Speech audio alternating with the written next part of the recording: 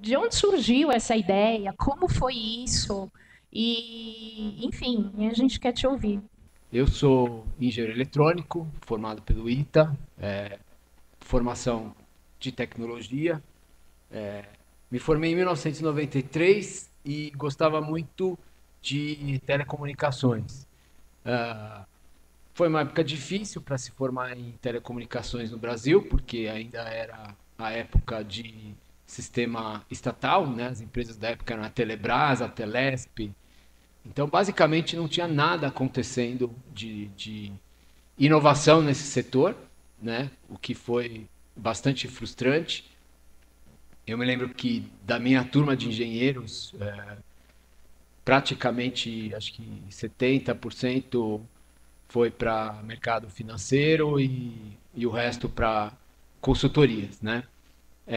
Eu insisti muito em trabalhar com tecnologia, acabei me formando desempregado por causa disso, porque não quis ir para mercado financeiro, não quis ir para consultoria, e, bom, fiquei sem emprego, né? Acabei conseguindo trabalhar um pouquinho com telecomunicações, ainda com o governo, mas vocês podem imaginar o quanto é difícil, concorrências, editais e tal, não é fácil. E aí, nessa época, o setor de software já estava começando a se desenvolver muito no Brasil. Acabei indo para a Accenture, na época se chamava Anderson Consulting, né? Para trabalhar com essencialmente software, né? Então foi uma mudança para mim, que eu sempre quis muito telecom, mas o que tinha para se trabalhar no Brasil, onde tinha campo para trabalhar no Brasil era software. Trabalhei 4 anos lá, e desses 4 anos, aí eu tive a oportunidade de um deles trabalhar nos Estados Unidos, 6 meses em Chicago, 6 meses em Palo Alto, no Vale do Silício.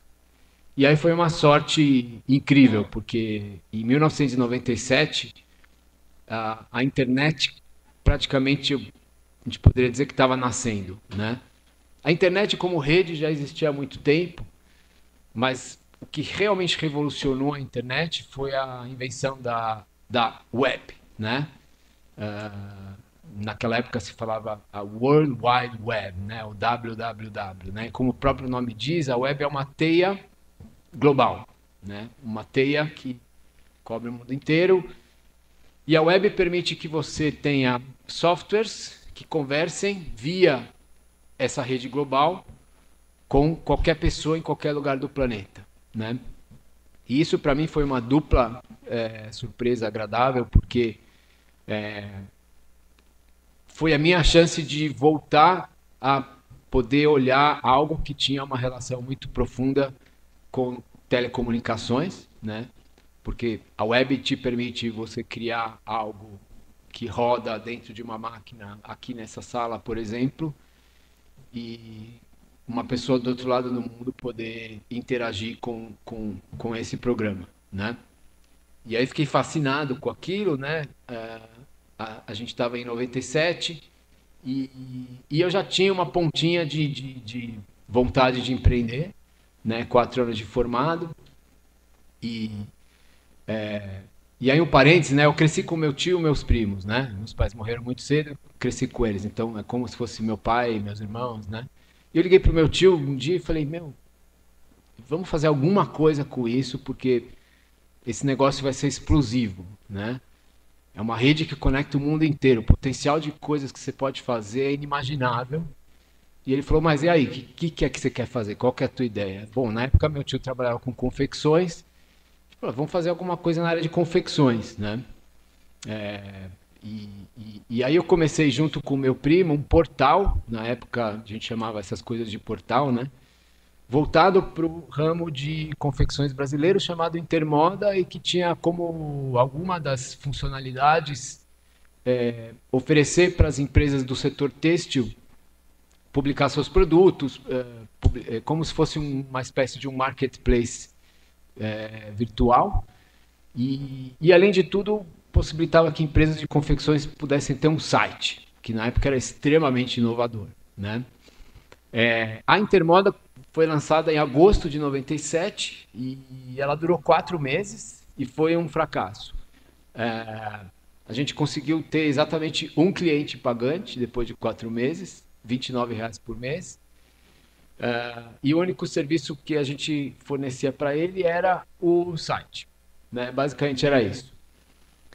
Bom, depois de 4 meses, né, a gente morava ainda junto, morava ainda com meu tio, meus primos, né? Então a gente falava das coisas do negócio ali em casa, depois do jantar, na sala de TV, quebrava o pau e tal. E um dia a gente falou, meu, isso aqui não vai para lugar nenhum, né? Acho que eu vou começar a procurar emprego porque deu ruim. E, e, e, e aí meu tio falou, poxa, mas a gente tem aí um cliente que está pagando para ter um site, né? Mas e se a gente abrir para qualquer tipo de cliente, né? Não só na área de confecções, né? Aí eu falei, não, isso é algo que já existe. Existiam na época já empresas que revendiam soluções de empresas estrangeiras, americanas, no Brasil, para hospedagem de sites. Eu falei, bom, isso já existe, tem empresas de hosting hoje operando no Brasil. E aí meu tio, Michel, falou, ué, então vamos fazer isso, né? A gente já tem a tecnologia, o servidor está funcionando e tal. Eu falei, tá bom, vamos fazer, como é que vai chamar? Aí chamei meu primo, falei, ó, pensa num nome aí para esse negócio. Aí ele falou, locação de espaço na web, então vamos chamar de Local Web, né? Tá bom. Então Local Web vai ser isso. E, e levantamos a Local Web em uma semana, né? E aí foi uma grata surpresa, a gente conseguiu em uma semana 10 clientes, o que para nós foi um grande respiro de alívio, porque a gente tinha levado 4 meses para conseguir um cliente. Então, se você consegue 10 clientes em uma semana, você está fazendo progresso, né? Tudo bem que a gente, depois de 10 clientes, nosso faturamento saltou para incríveis R$ 300 por mês, né? Mas a gente viu que a gente já estava. Tem alguma coisa aí que parece que é diferente. E aí, quer dizer, naquela época, é importante também falar, né? A gente estava numa época pré ainda estouro do ponto .com, a gente estava numa época anterior ao advento de Venture Capital no Brasil, então tudo foi feito em casa, tudo foi feito ali no braço, na marra. Meu tio deu US$ 30.000 pra gente, eu lembro disso bem, ainda na Intermoda, que deu errado, né? E ele falou, olha, esse é o único dinheiro que eu vou dar para vocês e vocês têm que se virar com isso. Foi o suficiente para comprar o servidor, hospedar o servidor e tudo mais. E a gente reaproveitou isso para fazer a Local Web. Quando a gente começou a ver que tinham clientes, né? O meu primo, que é publicitário, Cláudio, falou para mim, olha, é o seguinte, você usa todo o dinheiro que você precisar para fazer o negócio funcionar. O que sobrar é meu, né? Falei, tá bom, beleza. E aí a gente começou, então, claro, com R$ 300 por mês, que dinheiro que sobra para publicidade? Sobra você fazer classificados de 1 cm² no jornal, né? Mas tudo bem, foi o que ele fez. E aí a roda começou a girar, porque com essa pequena divulgação, o número de clientes começou a aumentar de 100 para 200, para 300. E o Cláudio falava, olha, tá sobrando mais, eu vou gastar mais em publicidade. E aí começou a vir mais clientes, 500 clientes, 1.000 clientes. E aí aquele anúnciozinho de 1 cm² virou um quarto de página, meia página, uma página inteira, capa da revista. E assim o negócio foi.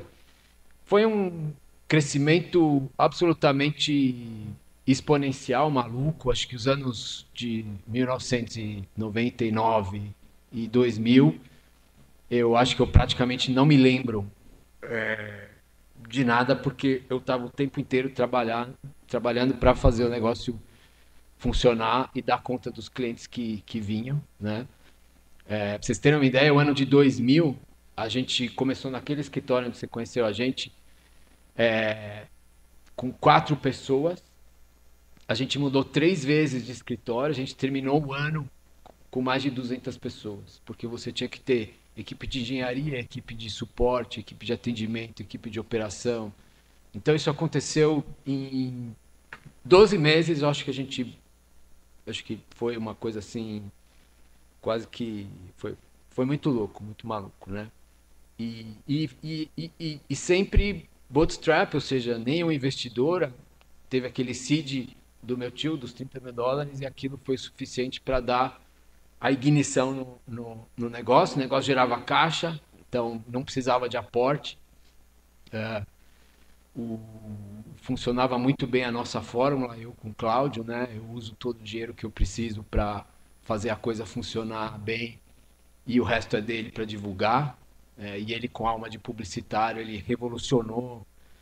Eu acho que ele quebrou um paradigma também, né, o Cláudio, de que publicidade é só para B2C, que é só para publicidade é só para consumidor. Ele investiu pesadamente em publicidade B2B, porque os nossos clientes são negócios, nossos clientes são empresas. Ele fazia outdoor na época, tinha outdoor, fazia outdoors na cidade, fazia eventos, capa de jornal, capa de revista, chegou a fazer televisão, futebol.